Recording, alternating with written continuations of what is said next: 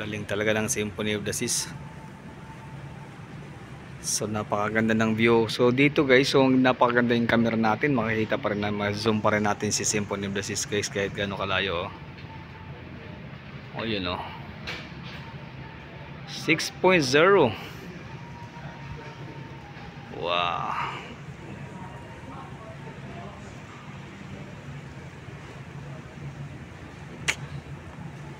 Ganda. Ganda ng ating camera. So hopefully guys, maabot natin ang 10,000 subscribers this year.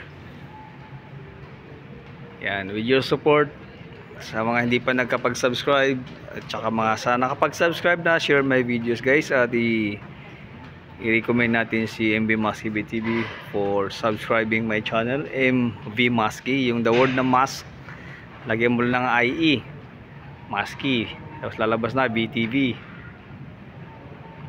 Yan. So maganda. Ganda ng view. So, ganun kalayo na siya. So sailing na kami ngayon guys. So dandahan lang. At si Rhapsody of the Seas ay naglalayag na siya sa papuntang Aruba. So sa kasalukuyan guys, dito tayo ngayon sa deck 5 ng Rhapsody of the Seas. Yan. So maganda dito. May mga guests, nandun na yung mga guests nagpipicture pictures dahil sa sunset. Wala na, hindi na alas makikita yung araw. So pwesto ulit tayo dito. Yan. So i-zoom natin konti. Perfect. Alright.